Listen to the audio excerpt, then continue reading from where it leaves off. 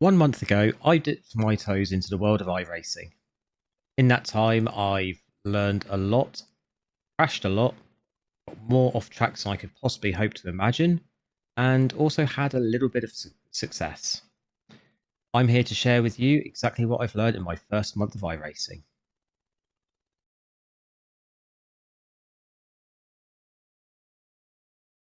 Hello, everyone. I'm Rob. I have been iRacing for about a month now. Just to give you a bit of history about myself, I've been streaming on Twitch for about 7 years at this point. Took a bit of a hiatus early this year because life does what life likes to do and got in the way. So I needed to take a bit of a short break. But I've recently come back to streaming and hit the world of iRacing. I've always been a big motorsports fan, and I haven't had a wheel or proper racing setup since I don't know 13 years ago, so ago. Um, so I thought I would give it all a go again, and the bug has bit hard. So in today's video, I thought I would share with you exactly what I've learned, what I've picked up, what I've learned about myself as a driver. So here we go. The first thing I've learned about the iRacing world is, first of all, the community for the most part seems to be a good group of people.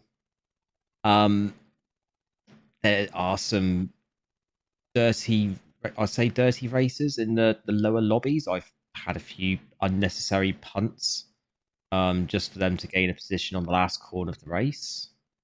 But for the most part, I can see where I'm hoping in the higher lobbies that the racing improves and you get some really solid racing on the go.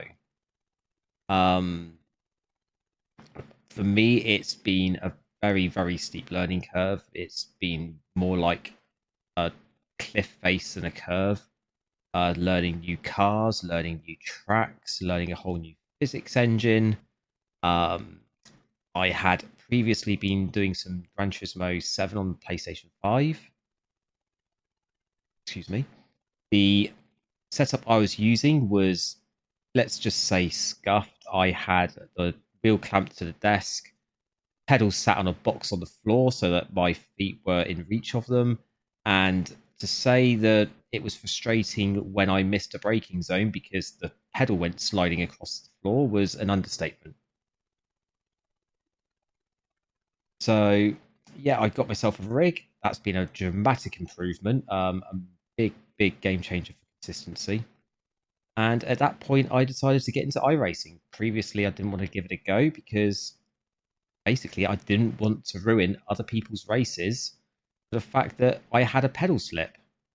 I know some people take their iRacing and things extremely seriously, and yeah, I didn't want to be the one responsible for them having a massive dip because I forced them not to finish a race. I had the rig for about a month, and yeah, I've been loving it. But as I said, learning new tracks, new cars, it's been a massive learning curve, and I think I tried to run before I could walk. Started with the MX-5s. They were okay and quite fun to drive, but I've went up to the GR86. Had some sort of mild success with it. I finished second in my second ever Production Cup Challenge endurance race, second in class, that is. So I took that as a result. Then shortly after that, I decided to try the GT4, and I wasn't ready. Massive improvement in performance, acceleration, braking, top speeds, and it was a whole different kettle of fish to what I was previously driving. I soon found I was very much out of my depth with that car. So I went back down to the GR86 last week at Road Atlanta, did a few races, and third race got my first ever win. So there's light at the end of the tunnel. I do need to work on my techniques and car control. Trail braking seems to be a massive one, which I am still trying to learn. Recently adjusted my pedal set to be the stiffest it can be. Master, please hurry up and release your load cell pedal set, otherwise I may have to look at doing a different wheel combo at some point soon if you don't. Um, so yeah, it's a learning curve. I still have massive anxiety and nerves going into a race. First corner, shenanigans, shall we say, no matter where you're starting on the grid, especially in lower rating lobbies, they seem to be a bit of a minefield. And it's not just on the first corner, just the whole first lap in general. I remember one race not long after I first started. It was Production Cup at Takuba. I can't pronounce names. I butcher names. So if anyone's ever watched me streaming and I've butchered your name, you'll probably not be surprised. But yeah, at the end of the first lap, it was just absolute sheer carnage. Cars everywhere. Looked like something out of a apocalypse film. Just carnage, absolute carnage. Um, and that's been something that I've always been wary of. I try to avoid getting into tangles because, yeah, obviously your brakes are cold, your tires are cold, you can't push the car to its limits. I know that. I just don't know if other people remember that or whether they just see the red mist or they go with the "you're not first, you're last" philosophy, or they think they're Max Verstappen dive bombing up the inside as soon as they can. So that is always something I'm wary of. I do need to practice my race starts more. Hopefully they'll improve because I find myself losing more positions than I gain. That goes on to the second area where I need to try and learn to develop as a racer, and that's the mental resets after there's been an incident. I usually find myself, if I've been involved in some kind of accident or even just had a tap slightly, I get panicky. I start taking the next sort of 3 or 4 turns wide or slow, trying to find out if the car's got damage. It's something I very badly do need to work on. If anyone's got any tips on how to deal with first laps, um, and any tips for the mental reset, drop a comment, please. I would, I very much appreciate any tips that people can give at this point. I've got a lot to learn. Um, my setup and gear, as I said, I quickly realised I needed some kind of rig setup or something stable at least. Um, just over a month ago, I ordered my first rig. It's nothing flashy. It's a GT Omega. I can't remember the exact model, but it's a tubular frame. It's solid. It does the job that I need it to do at the moment. I've got a big TV that's doubling up as a monitor at the moment, so I'm running a single monitor setup, but it's getting the job done.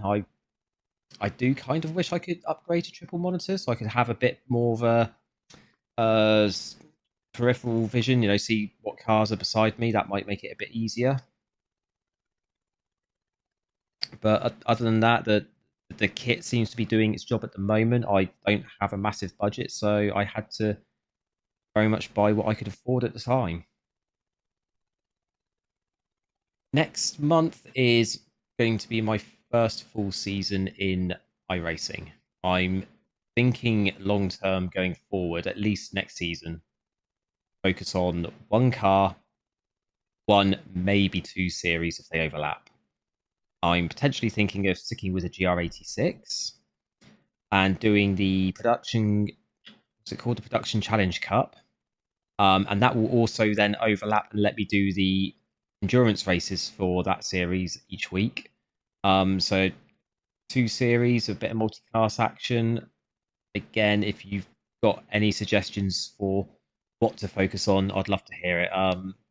My only request is I'd like to try and move on from the MX-5s. I'm just not a massive fan of the car. I'm going to be posting updates as and when I can. I do stream on Twitch on Wednesdays, Saturdays, and Sundays. Please, I'd love to see you in stream sometime. I'm looking at seeing if I can get the multi-streaming aspect of things working so I could start streaming onto YouTube.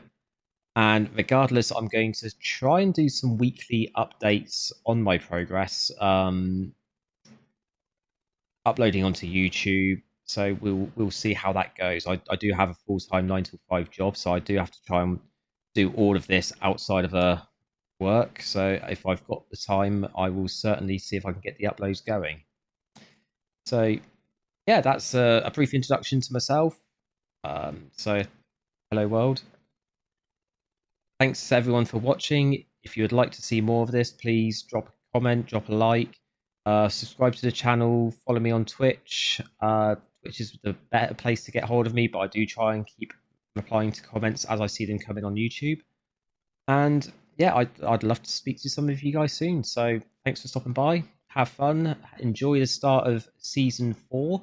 And I hope to possibly see you on track sometime. Have a good one, guys.